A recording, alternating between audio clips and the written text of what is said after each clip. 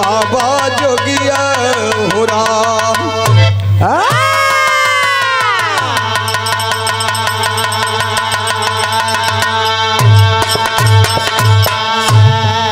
ये सब गाना ऐसा हुआ जैसे अस्थाई तो भाव रहा बिटिया का कले जान बीरस में तो सही में झगड़ा अपने से होला, बिटियन से नहीं अपने में होला। मारो मारो मारो मारो मारो मारो है ये लेकिन ये कैसे जिसकी होती अहम भूमिका जिंदगी में। डॉक्टर साहब बहुत बढ़िया गौले के बात ना, ये बड़ा अजीब चीज है। त्रिया चरित्रम पुरुषस्य भाग्यम दयो न जानात कुतो मनुष्य।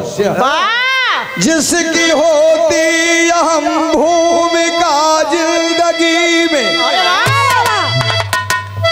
वही चीज जग में कहती है किस्मत। कभी ये गिराती कभी ये उठाती, राजा बनाती है किस्मत। उजड़े हुए हर चमन को सजाती, कभी गर्दिशों में डुबाती है किस्मत। अरे करती रहम या बड़ी बेरहम है, दर दर की ठोकर है किस्मत।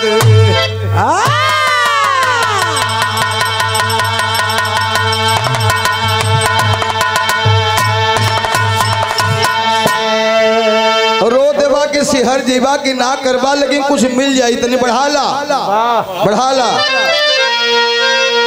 आई गजल देखा कभी दीवाना प्रेमी पागल। अब यहाँ कोनो काव्य में तेरा जलवा या जाम पीने वाला है ना लिखला, उनके दिमाग में आल तो का लिख दिला कि नैना तोरे बेईमान बलमुआ, नैना तोरे बेईमान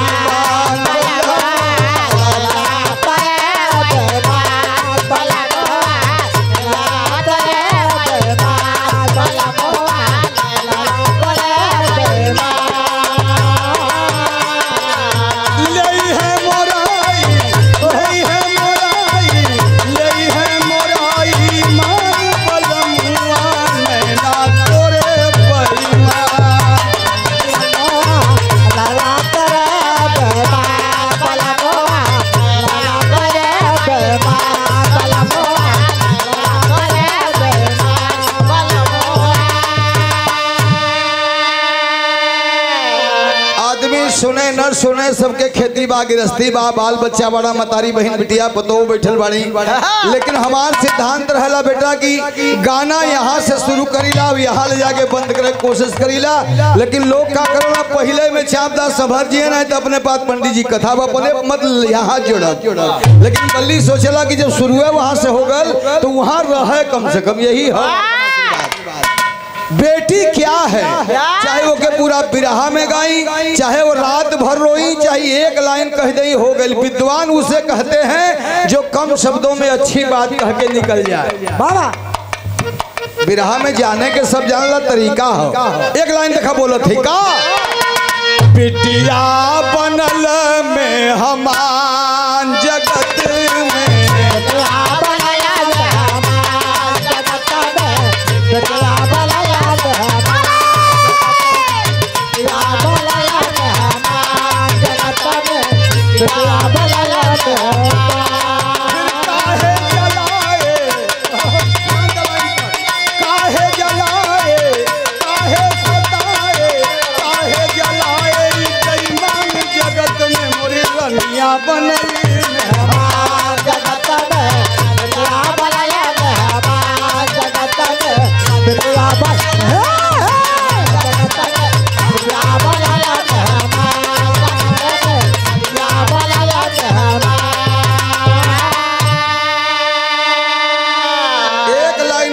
हो गल। फिर काहे जलाए काहे सताए काहे जलाए बेईमान जगत में मोरी सुगिया बनल मेहमान। भूमिका लेके गाना शुरू हो कैसे शहर है मास्टर।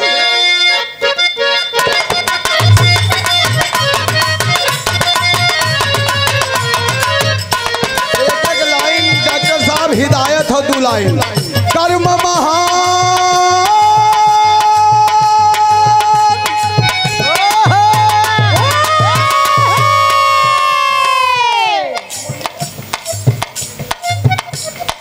मनीराम बाबू की तरफ से 1 रुपया सुन लिया आप लोग, अपन अर्थ लगा लिया। आप लोग धन्य हुआ, आप लोग देवता हुआ, जनता जनार्दन। एक बात और बताई, अब शिक्षा देवे आई, जब कहलू कि सीखे और जा तो सही हो लायक तो तोहरे भगवान गुण देहला।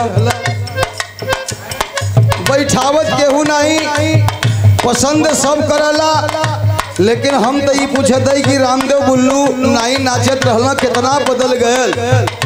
अच्छा बदल गल तो का बदल गल, पिज्जा बर्गर बने लगल तो वो दूधे कबो पैबे न करी। बफर सिस्टम में खैबा तो उनकर जूठ उनके कुर्ता में पुतु पोछते बड़ा, तो कौने के एडवांस बतावत हुआ भैया। वो लोग के तो नहीं केहू कलश के बैठा बैठा तोरे नाचे ना आवत हो। एक उससे और महंगी बात, जब सीखे के बाद हम बढ़िया चीज गाना ही पसंद करेंगे तो लोग बुरा कैसे सुन लेंगे। वाह, हमारे मन में नकल है। महंगी बात है नीतू बेटा कि फलाने का बड़ी चमकल बा 35,000 रुपया इनाम बोलो, खाली नचले पर तो हम नाचब। गलत, हम बढ़िया चीज गाएंगे, उसका नतीजा देख लेना। बड़ी बात नहीं बोल रहा हूँ बचवा, ये जो मेहनत है आपकी ये टिकाऊ है, लेकिन ये नाच जो है ये बिकाऊ है। 4-5 साल के बाद बड़ी बोल ना बोलत है, जेकर 26 लगल हाथ जोड़ जोड़ के अगर 6 बेसी हुई तो हम तोरे लगे जिये तरफ फोन कर दिया। अनुभव की बात करी तो अनुभव तो बल्ली के खुदर सलाम करला, संयम बल्ली के खुदर सलाम करला। 73 साल के गावे का मतलब है कि कबो तीसी का तेल भी कपारे बना धराल तो हर माइये धैली, समझला समझदार बिटिया हूँ। आजकल पाउडर मसाज लगा भैया लोगन बिरहा गावे जाते। हमें हरारून के देखल रही, उनकर तो भाई अब चूड़ी ना रही हाथे में, नाके में ना रही। हम मर्दन के मसाज लगावत नहीं देखी। मर्द होई तब नहीं इतना बार बढ़ल बा, गर्दना थाम ले बा तो वही में थमा जाई, आधा बचू जाई। तो ठीक है, जन पसंद बा वह करब, लेकिन टिकाऊ ना हो।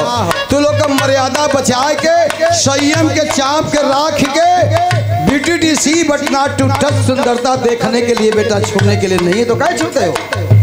मजाक बना लिए हो क्या? बिरहा को डांटना मैं जिस दिन शुरू कर दूंगा उस दिन PM बन जाओगे जी। साधु केहू के डांटते तो दुनिया बन जाए, यही सब छिपा के रखला। साधु तो के कुछ कह दे तो तोहार कट जाई, कहीं बर्दाश्त कर ले तो यह खतरा हो। ये बिरहिया नहीं जानत, और साधु अहिर नहीं हो, साधु चमार नहीं हो, साधु दाढ़ी नहीं हो, साधु बार नहीं हो। नीतू बचवा साधु खाली विचार होला।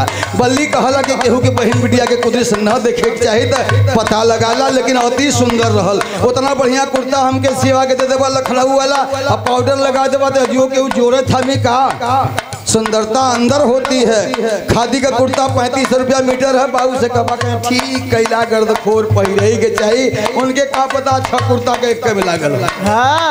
जाना तो लटवे बाबू श्री राम के तरफ से बड़ा बढ़िया लगत बा।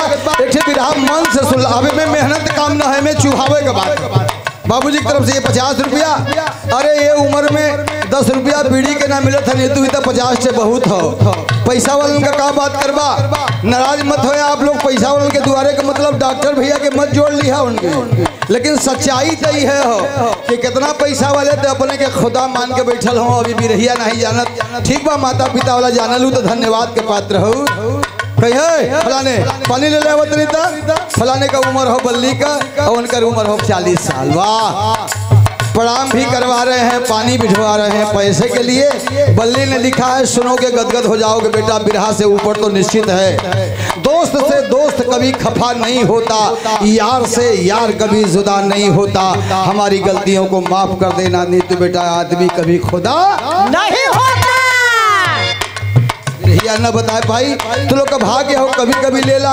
अरे अगर देश में 4 कोना में 4 साधु हुई है तो उन्हीं के बल पर हिंदुस्तान टिकल हो। कुछ मिशन वाले मिलल नाव न बताई, हमके जीवन साधु के चक्कर में पड़ जावा, बोरिया बस्तर बन जाई। हमके दिखावा गुरुजी, हमके तो लोग आसाराम बख्शोदे के साधु मानता। गुर्दा में दम हो तो बैजू बाबा पर एक लाइन बोल के देखा का करिया, हमके करिया कुछ न वह लगवा वही खड़ी तिल्ली पर रहेंगे। ये है साधुता, ये है उसकी मर्जी। कैसा बड़ी बढ़िया लाइन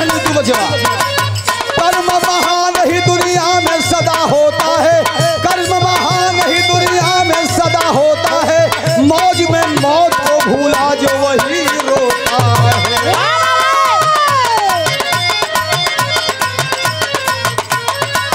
इंसान बनते हैं इंसानियत का नाम नहीं, मन लायक दुनिया में करते कोई काम नहीं।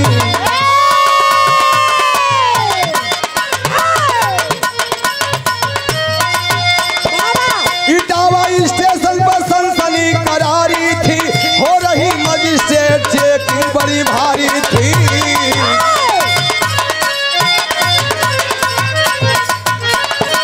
वही एक लड़की की ये दुख भरी कहानी, एक लड़की की ये दुख भरी कहानी है, बात सुन करके तो नैनों में आता पानी है।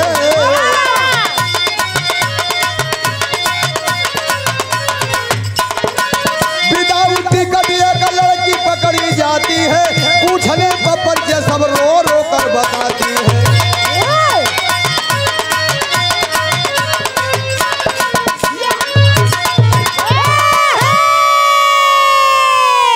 बड़ा छोटे स्टैंड से कहानी की शुरुआत हो, कहानी रहल बात में जा जात गंभीर नहीं अति गंभीर हो गई। वैसे ही ध्यान दी है तो कोशिश करब की, लेकिन इनमें देखा एक कभी कबारी की हो, इनमें जिए मुए का बात ना हो। दिन भर का भुलायल संझा घरे आए तो के भुलायल नहीं कहता ना, ऐसा बात है सुनबा गदगद हो जी बाप लोग। आज बिरहा सफल रहा, हमको बड़ा अच्छा लगता। सट्टा के बिरहा में विदाई में 20,000 मिल जाएगी, 5 रुपया ना मिली, लेकिन उससे महत्वपूर्ण होएगे ऐसे तो हम मेहनत कर दुआ लंगड़ा भैया हो। इटावा स्टेशनिया पर एक लड़की बिना टिकटे का पकड़ा गई, दुर्भाग्य रहल नीतू बचवा की वो दिन टीटी के बजाय बैग चेकिंग हो गई। गाड़ी से उतर गल, अपन कुर्सी लगा के बैठल बा, वही में गनगन गनगन कांपत बा। टीटी अपन चेक करत बा, लड़की के लगे टिकट टिकट कह बाबूजी नहीं है, कह तुम्हारे बाप की गाड़ी है क्या? नहीं है। रोए कहला रोने से काम नहीं चलेगा, तनी और बढ़ जात कोमल से तो हो। क्या बात है? कहे 5 मिनट समय हो बिरहा, कहा बताओ 10 मिनट समय ले लो, गाड़ी जाने दो, हम दूसरी गाड़ी चले जाएंगे। भीड़ लग गई। का कहलस विदेशिया हो बिचवा, कहलस की बला कथतिया ए साहेब जतिया जगतिया में, यही कारण हो गयल कसूरवा गो बाबूजी, मेहना के मरलस उजरलस ऐसन बगिया के जनली न नैहर ससुरवा गो बाबूजी। हमारे जीवनिया के जो सुन ले बाकनिया हट लगी तो रोही अरवा गो बाबूजी। है लड़की टिकट देने का बहाना करके उल्टी पुल्टी कहानी रच रही है। कहे नहीं बाबूजी, आपके टिकट का दाम मात्र 50 रुपया, जो मैं नहीं ले पाई ना। कहा 50 रुपया? 50 रुपया होता है। धूल और समय गवाए नीतू बचवा, पूर्वो से उगली उठोवा बोलावा, पूर्वो से उगली किरनिया न हो जागा भोर भइल माई।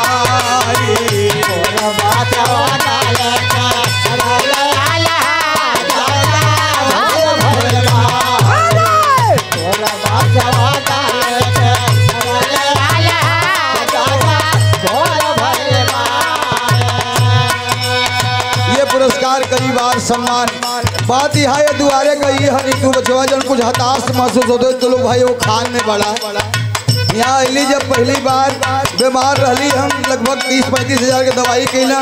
राजेश साईनाथ हॉस्पिटल 1,27,000 की दवा किया। हमें यादव लगभग 40,000। मैं एकदम अपडेट हो गया था। 25 मिनट के बाद होश आया तो उन्होंने कहा कि आप आइए सिमरा। यही सिमरा तो हर छोटे मोटे 7-8 बीघा का पाहीबा। दूसरों के लिए जो मरे गावे के सब गावला, दूसरों के लिए जो रोता है लाखों में कोई एक होता है।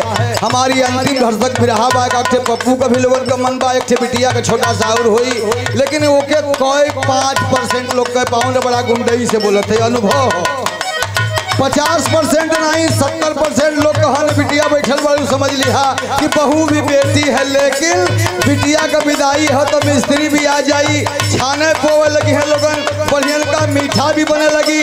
ओकर सबसे कम वाली साड़ी 2100 का रही, एकर सबसे बेसी वाली साड़ी मात्र 1400 का रही, पीछे वाली 300-600। कहाँ है बहू बेटी? लेकिन आपके बाप ने करके दिखाया। 55 साल में 3.25 करोड़ रुपया दे करके परिवार को आज भी शकील भैया के गाड़ी से 1000 दे के चला था। कहने में और करने में बड़ा अंतर है। ये दया आप लोगों की है। ये बहबाई नहीं लूट रहा हूँ, लेकिन लड़की कहलस की बाबू हो। ये 100 रुपये का पुरस्कार डॉक्टर बाबू की तरफ से। क्या नाम है तुम्हारा? कहे बतावत है। शेरपुर में बाटे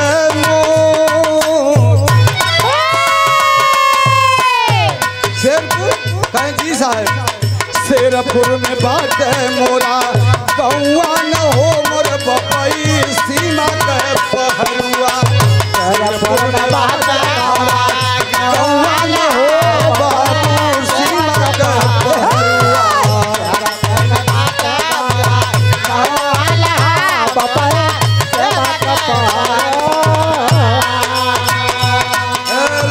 भाग बकवास नहीं। क्या नाम है? बाबूजी का श्याम लाल। अरे श्याम लाल, शेरपुर वाला श्याम लाल आर्मी का हवलदार है जी।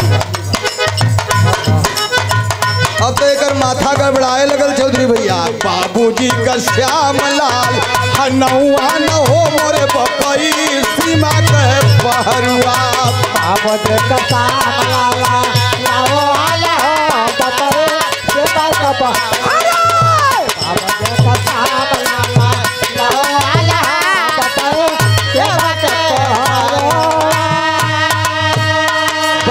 पूछा क्या हुआ तुम्हारे श्यामलाल को?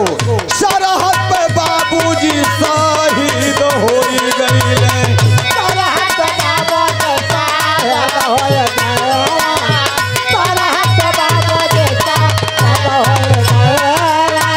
दुखवा में माई का तब दिनों पातर भइले।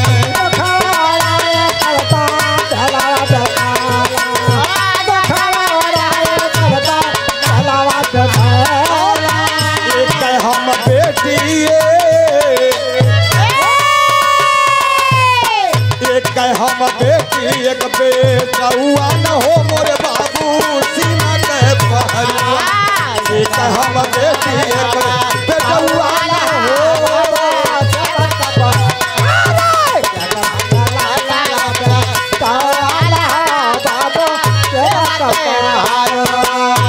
बताया कि लिखने वालों को धन्यवाद दिया जाए तो कम है। एक गाने से 3-3 चंदिका जी ऐसा करते थे। दहेज भी ले लीजिए, गरीबी भी ले लीजिए, उसमें लड़ाई भी हो जाए, ऐसी कारीगरी थी। वरना कुछ लोग लिखते हैं, सब कभी कभी होते हैं, जिन्हें कहला कि कोनो लोकल कवि के लिखल हो कि मारे भी एक पड़ाका कला काहे हो। हमके बल्ली के सामने का बतियावले, जो कवि होता है वो लोकल नहीं होता, जो लोकल होता है कभी कभी नहीं होता। बात निकल गई पैसा से महंगा। जो लोकल होता है वो कभी कभी नहीं हो सकता, जो कभी होता है कभी लोकल नहीं होता। हाँ, लिखने में शब्दों का कम बेसी या थोड़ा नरम गरम मास्टर भैया हो जाला। कैसे लोकल? लोकल का मतलब खाली खराब, लोकल का मतलब स्थानीय। जैसे आज मैं हूँ भैया, एक नीतू राज के बुलावत है, एक लोकल गवैया मतलब स्थानीय गवैया बल्ली हो। कुछ समझबाओ में से निकलबा तब हुई।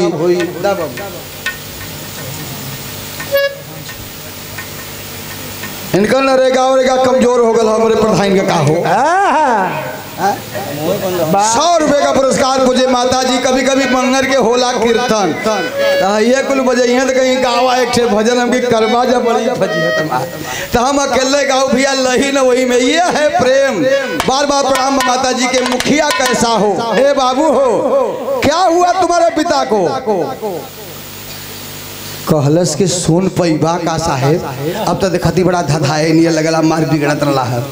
सुन ला साहेब, बारे धूल विश्वनाथ भैया गाँव में आज परशुराम जी नहीं हैं। जब निकालें लोग कौने की एरिया सो है गजरा मुरैया, कौने की एरिया चौरैया।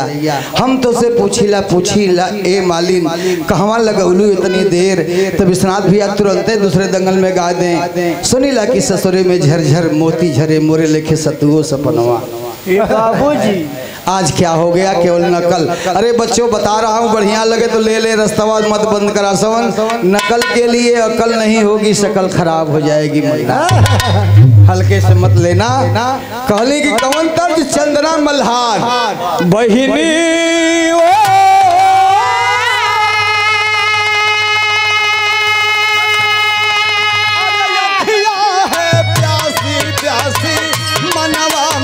पूरनवासी अब ही ना अइले हमरो साजना।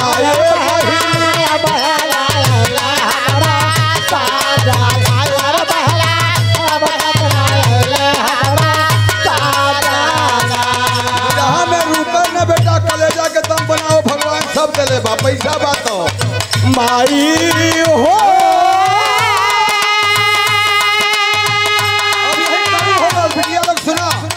माई हो गईली माई 10 लाख गईली पाई, पिछवा से लागी गईल चोर।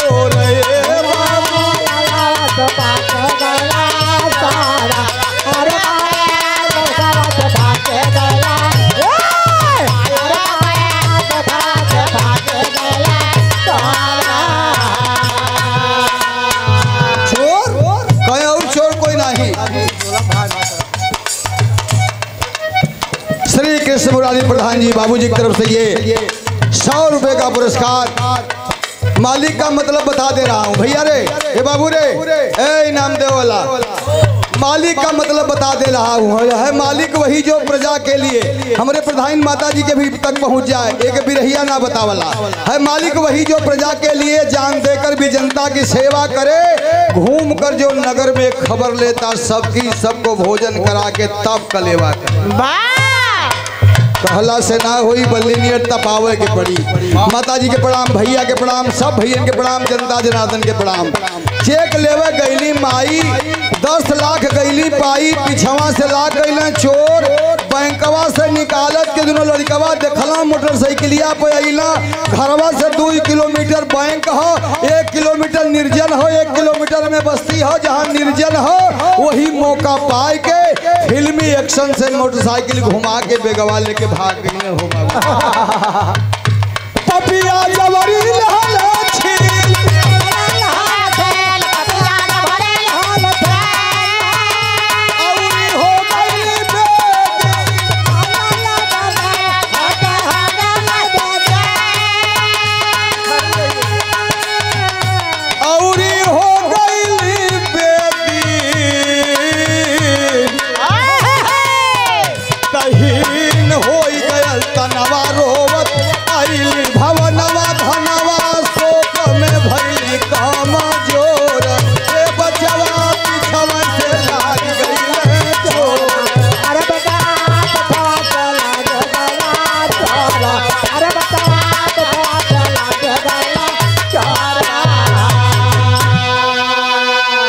पैसा लेके भाग गईलन।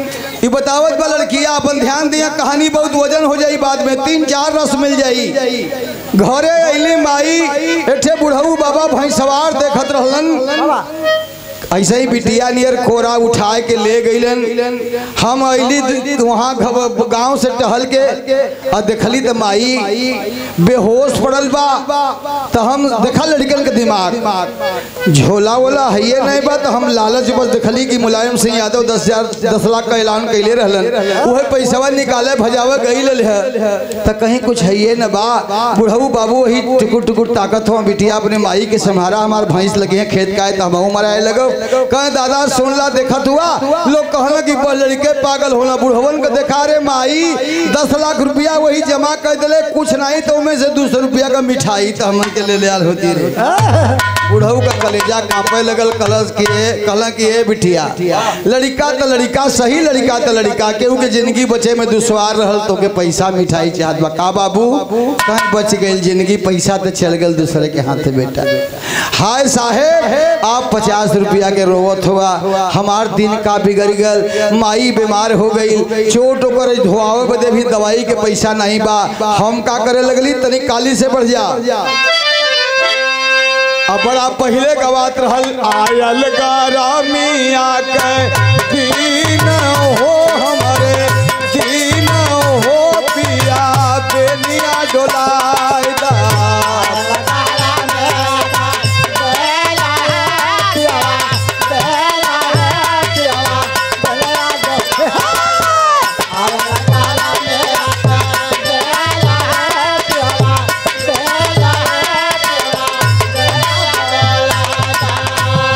बाबू सीमा पर चल गए साहेब आपके 50 रुपया चाहत बा।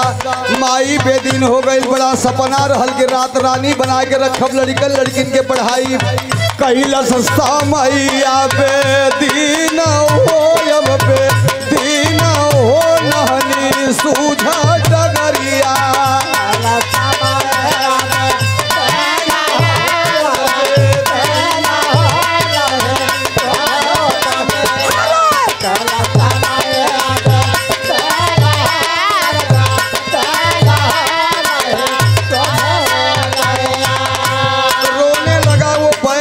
चली गई बहन बिटिया सुनत ही जे चल गल ओकर भाग्य बा।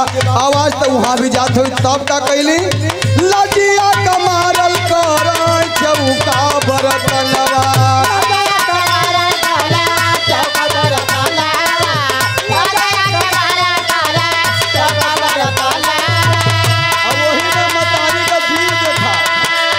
मात्र 50 रुपया टिकट ना दहली है, प्रभु का मर्जी देखा प्रधान की 50 रुपया रोज पवोती है। लजिया कमारल कर चौका बरतनवा।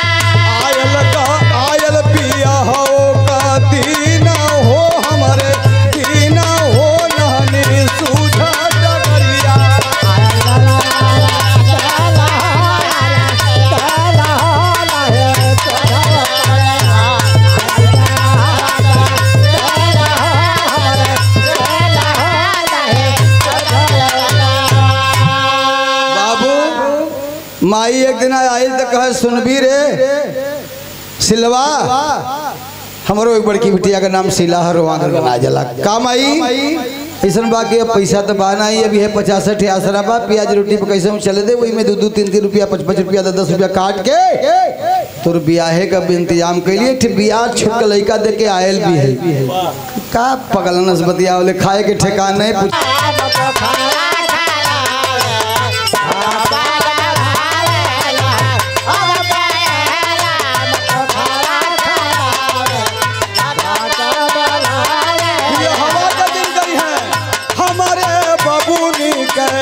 हमारे दुल्ही के पतरिया मुरिया संभारी नौआ न काटू।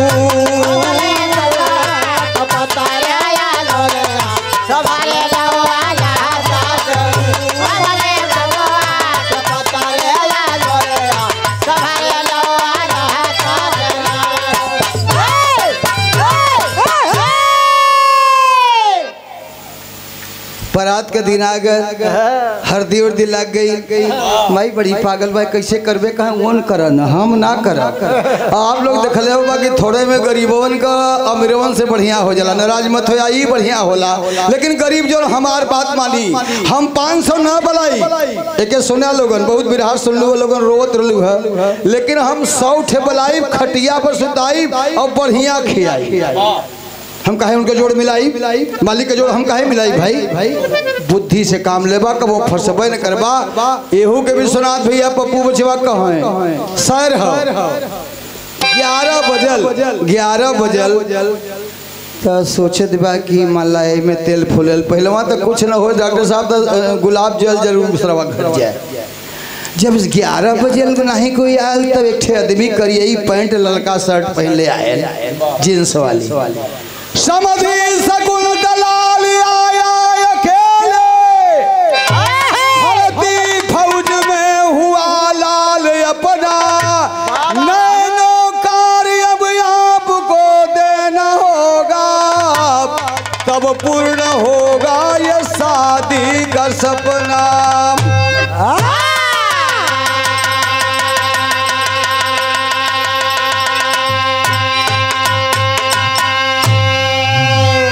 में तो तू ना रहला पारस बेटवा, पारस एके तने से बड़ा रगड़ के गाँव है। सुन कर के बातें हुआ रंग फीका, सावित्री रो रो गरज गम सुनाई।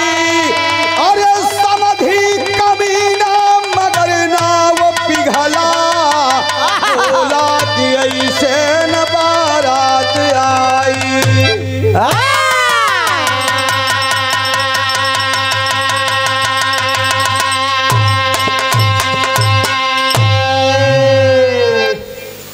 इत समधी साहब हुआ, लेकिन बड़ा बढ़िया ड्रेस पहले बड़ा। लवंडा जाम हो गल बड़ा, आगे ना नजदीके। प्रणाम प्रणाम प्रणाम बरतिया सरकार। कल देखा बरतिया नया आइल नए करे, कहे ऐसा मत कहा, हम औरत के कलेजा कमजोर होला मर जाई। कल तू मर जा चाहे जी जाब, हम का करी राखे के बा बेटवा के। अब वही उन्हें देखा दूसरा चैप्टर माता बहन लोग बेटिया पतो लोग शुरू हो गए। एक करीबी यहाँ शादी के प्रकरण चलत बा, बतौली की 2-3 तरह के स्वाद मिल जाए आप लोगों के, खूब हंसत खेलत जा। कहलें कि अब हम का करी, बेटवा नैनो कार मांगता। अच्छा वो सारे के मारत 25 जूता बेटवा लोगन। अब वही लड़का के लड़किया के सदिया ना लगनिया ना धराइल तो निकडहरे घूमत रहल। विचार दूर से करे के चाहिए, कभी यही गोड़े तरने देखे दूर दृष्टि भी रखे कि काजी नौकरे भाग से आज सिपाही हो गए। उल्टा हो कि हम लड़का वाला है। कहले कि ऐसे हम मजाक मत करा साहेब, कहले मजाक कहला मजाक ना कर दई। अब जात है सदमा सायल नहीं पगली मतरिया से, सदमा सायल नहीं कोई पगली मतरिया से। लेहलिन महुरावा के खाए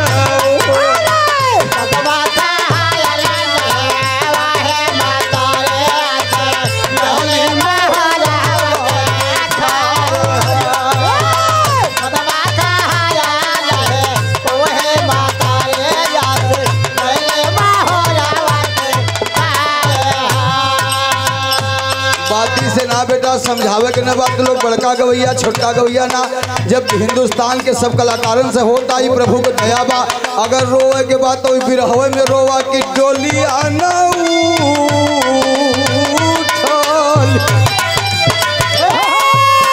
डोलिया ना उठल उठी गइलिया रथिया, डोलिया ना उठल उठी गइलिया रथिया। रनिया गयल पुलिस का नहीं ओला, उठी गइली रथिया पंचो गयल पुलिस का ना ओला।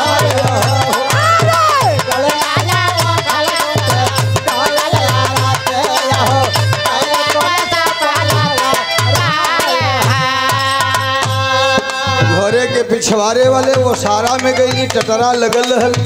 संजोग से जैसे खेती होत बा भंटहिया दवाई रखल रहल, संजोग से लड़का भुला के दवाई ले ना कि यही भैंसी परियन के बनहला आ दवाई छिड़कला हरे से रखत चल गई ना। दुआरी के बगल में देखली, कहली कि एमे ठीक ना पड़ी, टटरी रह भी गई। खोलना टटरा ये बसवा वाला खोलली, वही में भूसा के जरिए वो ठंग के बढ़िया से चाप के पी के वो ठंग गईली।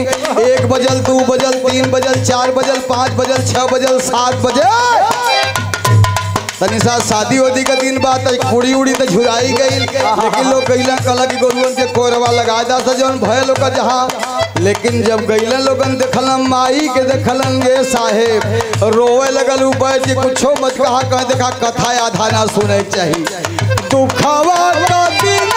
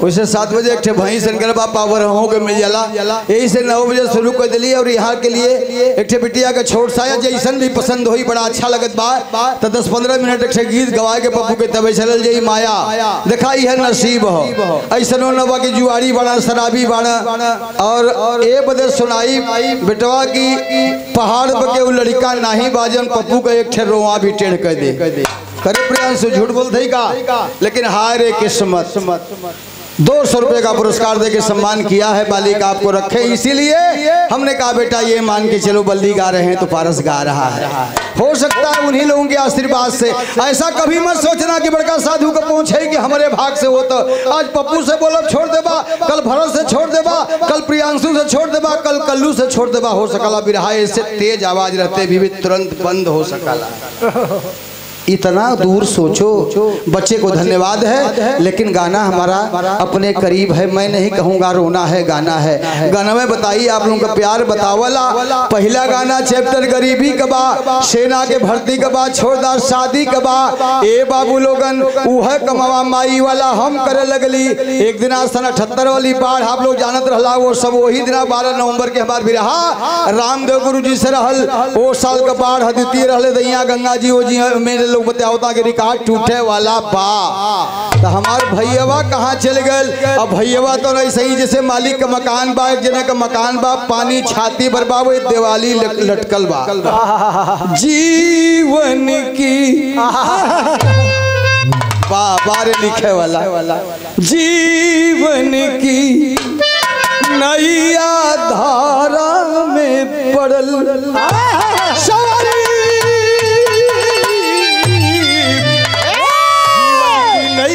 धारा में पड़ल मारे बजर का ठोकर की समझ चले न चारा।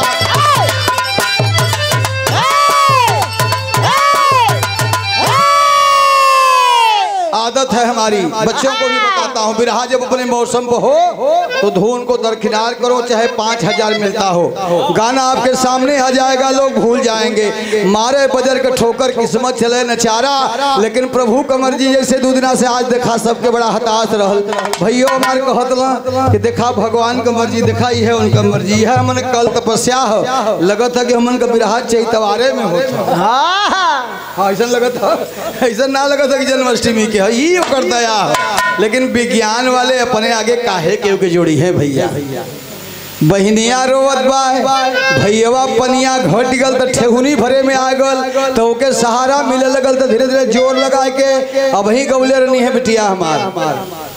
पातर राम जी के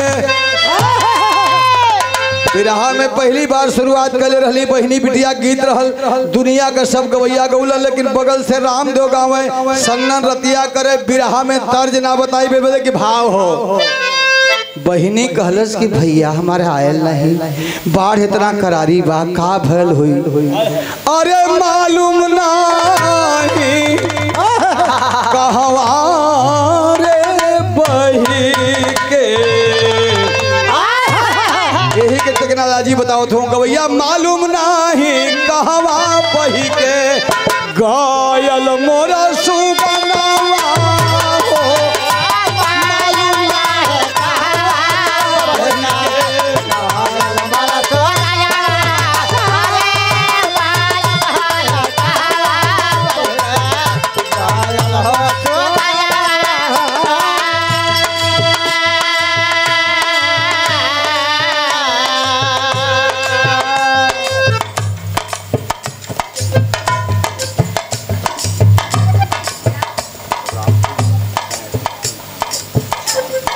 रामपुर 37 मतलब 33 दारा नगर रामपुर 33, जहाँ का एक चेला हमारा कलाकार है सुनकर क्या नाम दीपक।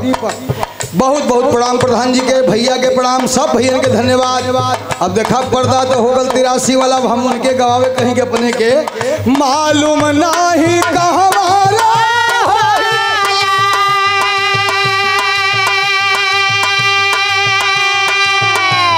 समझाइला बिटिया तो उतना करीला पप्पू। मालूम नहीं कहवारा बही के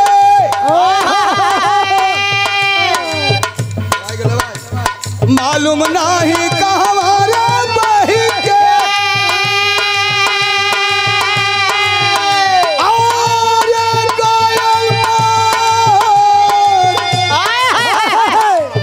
सुगनवा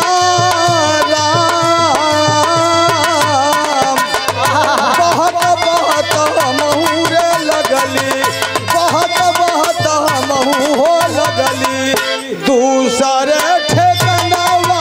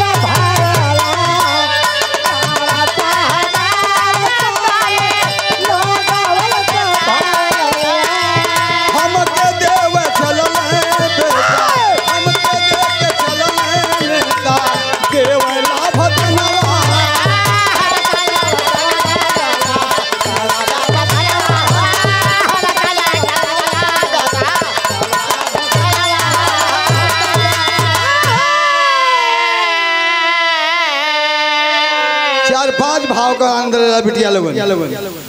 एक थे स्वास्थ्य मंत्री बताए कि अपने कहिला नीचे अंग वस्त्र में नीचे का अस्तर है नहीं बा गरीबी, और जब कोई भी कपड़ा थोड़ा पतला हो और बरसात हो जाए बेटा तो ओकर अनुभव करा लोगन।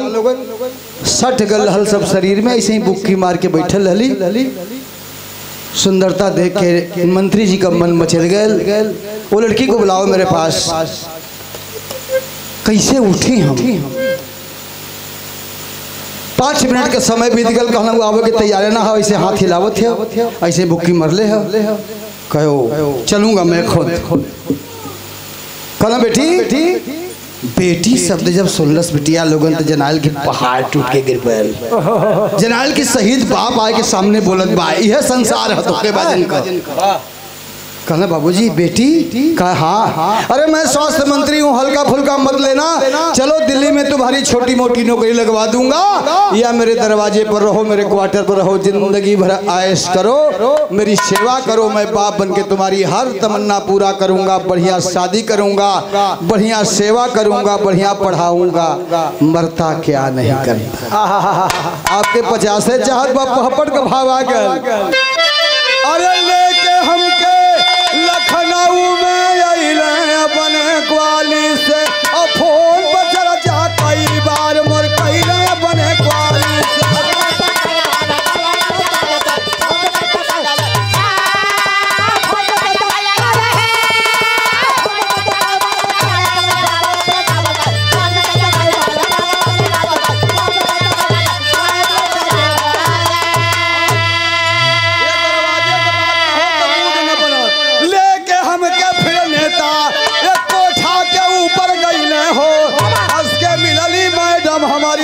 और इशारा कैले हो 20,000 में बेच के उछल गईल है अपने क्वाली से, खुलल नींद जब आधी रात नियर अपने क्वाली से। चौथा भाव चल लगल बेटा।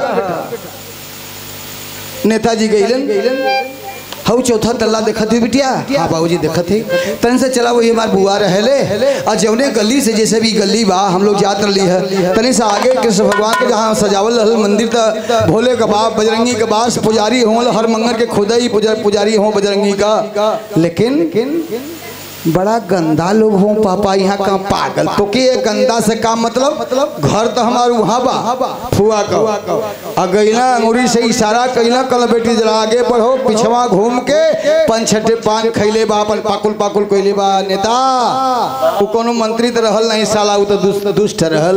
कला देखा हो तो यह कला चीज तो बड़ी नंबर 1 का बा।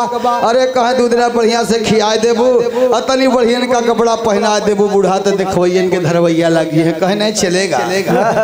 20,000 रुपया में दुनिया की आबरू 20,000 रुपये में बेच करके इस रास्ते से आया, उस रास्ते से चला गया।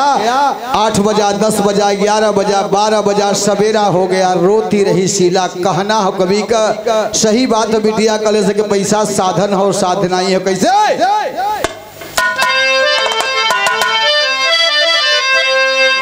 हाथ कहे जला हो ए पर बढ़ता का दूसरे का पर और आगे बढ़ा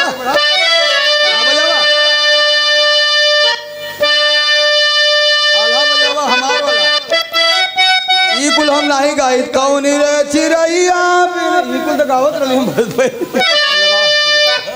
बाबू रे पर माई नहीं भैया दुनिया में खाली बस रुपया भइल बा।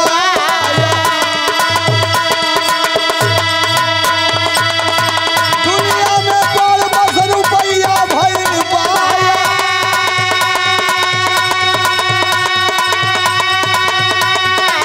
धीरे धीरे हो गइल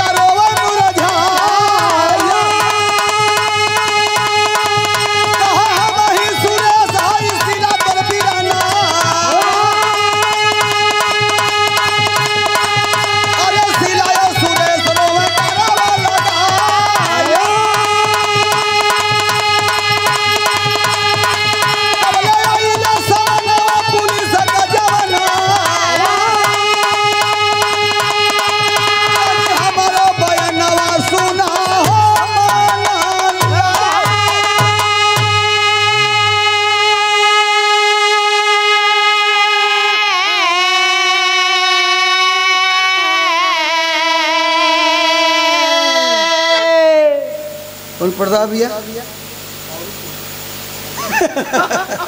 कहीं से बजा दे वाह भाई वाह। जैसे बिटिया बाढ़ है तो 10 गुण काढ़ है 70 के बाद वाला है। तो सही है में हम कुल देखा था हम लाले भैया हो सबेर हो गए रंडिया आइल कलश की वही घरवा में जो चौथा नंबर में पहिर ओढ़ के तैयार हो जो नाक मत भावना है हमारा 5-7 पड़ा का जबरी सजाई कल माई जिंदगी में कबो सुन लेना ही दे देखे का करे के बात करत हूँ। एक ठे पुलिस के जवान सारी सजाए बजाए के लोग जब तैयार कैलन है तो एक ठे पुलिस के जवान सामने आयल सामने से बात कैलस कालस की बहनी चना बेचे वाला लड़का सोचत हो कि भीड़ काहे लगल है वो हाल देखलस तो सीला रिक्शा वाला बड़ी मदद कलस पहुंचा दलस कलश की तोहार कौन अब घट गल भैया। पुलिस का मतलब आप लोग जानला कि नहीं पहले पुलिस का मतलब है थाने पर लिखा रहला पुरुषार्थी लिप्सा रहित सहयोगी के पढ़ल करा हमार पुलिस का मतलब हम सबका बात ना तो हमार कट बैठी है हम नकल के फेरे कम करीला। आज के परिवेश में सबका बात ना है नीतू बचवा लेकिन आज के पुलिस का मतलब है कि प से पाइप तो ल से लेब ना स से सोट के बंद कर दे यह पुलिस। अब इसे सही मतलब का है पुरुषार्थी लिप्सा रहित सहयोग लिप्सा में लालच तो कहलस कि तू लोग सुनबा ना कहे बहिनी बहिनी काहे कह दिला तबले भैयावा दौड़ल सीला कहलस कि अरे सुरेश वहां तो गोली चली लेकिन यहाँ मिलने जा रहे हैं। कहलस कि बाबू तोहार कौन बात रह गई पुलिस वाला जवान जो उसका पति बनने वाला था वही था वो बोला क्या पंधारी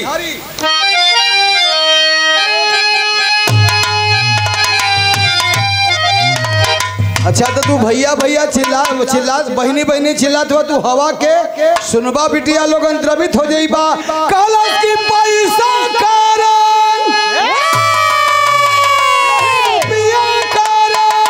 टूटल प्रेम का धागा तोहरा हम साजा नवाया भागा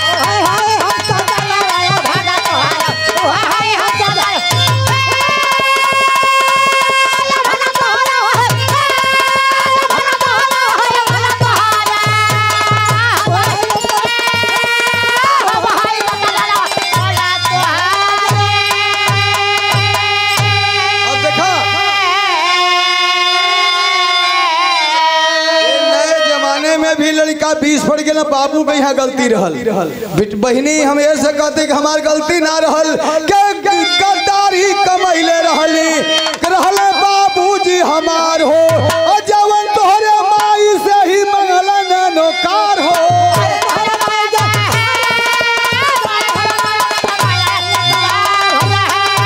अरे कोयल के कीमत का जानी कागा तोहरा करिया तब वो होला लेकिन कोयल और कौआ में फर्क वो बोले ले जोड़ पुजावे के आजकल आदमी यहू पर तैयार हो नहीं तू बचवा यहू के नथा मत लिहा दूठे पड़ोसी नहीं रोवत है कहले तू कहा रोवत है बच्ची कहले हमार तो मत पूछा भैया कहला तू कहा रोवत है कहले आजकल करिया धने पर बहुत आफत आइल बा बहिनी का भइल कहे हमार के 65,000 के भैंस रहल मर गेल सवेरे कहें का करवा जाए दाए बहिनी हमार खपरियो संजोग से आज फूट गेल निखरहरी ये है जोड़ के मत दिखाया आप बेजोड़ हुआ लोग हमार गलती ना हो बहिनी कहे तो तू कहल का चाहत हुआ कहे बारात सजबा डीजे मंगवाईबा नीतू के बल्ली के बलैबा ढेर खर्चा होई निपोर्रा होई अरे बतिया के माना मानिला सलाह हो चल के तू मंदिर में हमसे कहले तू बिया हो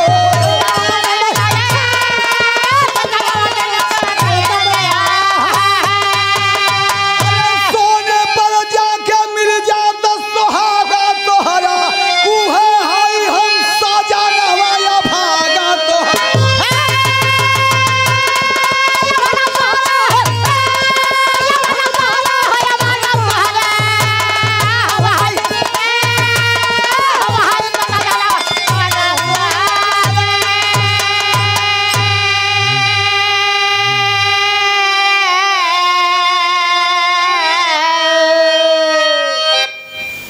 सुरसवा कहे भैया हम चली हाँ यार तो वहाँ लावा न पर छाए लेकिन खड़ा रह कपड़ा आयल लत्ता आयल वहू के नया ड्रेस बनल ता वही अपन एक ठे बुढ़ऊ के यहाँ अपन खोमचा लगा के गई ना मंदिर में शादी भइल निकलना कहना बाबू जा खुशी खुशी राज करा बाबू जो कहना तो कहना मिलावला ऐसे ही मिलावला जोड़ा जब लिखल बा बुढ़िया दादी बतावली भाभी प्रबल हो भाभी का मतलब भैया के मेहरारू भौजी ना भाभी प्रबल हो तो तुम लोग हो गल हम चली अपन खोमचा देखी सिपहिया कहलस के मर्दवा पागल अरे यार जो है डंडा पटका भूसो वाले के तो 1000 दे अब हमारे साथ चली खोमचा लगाई मान लगी जबरी से तोहरे बदे 20-25 हजार वसूल दे कहे अच्छा कहे तू चला और कोटरवे पर रहा पहले अपन जल जमावा खर्चा कमी नहीं बा साले खान में तो हूँ तो काम भरे के हो ही गल बड़ा शादी ब्याह कर दे लेकिन एक आशीर्वाद अभी आप बेटी ने गाया है माँ पिता का आशीर्वाद अला दोनों बुढ़वा का सरा उठौल डंडा कह करे सारे मान ला हम कहली तो ना कहले तो 1 लाख लहत रहल 1.25 लाख उसमें इतने में आवत रहल ता इहो बिगाड़ दहले कहे बाऊ अपने बुढ़ौती के झंखा ये धरती के प्रणाम करता फलाने अब जाता सोचला कि सरो सुरती के दिक्कत हो जाए कले आओ तो मजाक करता लिए ना कहा गोड़ धर बाबा कायदे से सब परिवार मिल गल तब गुरु बिहारी गुरु गणेश गुरु रामलाल गुरु मरबा का कभी जीवन की नैया धारा में पड़ल रामचरण संसार समय से हारा जीवन का नैया धारा में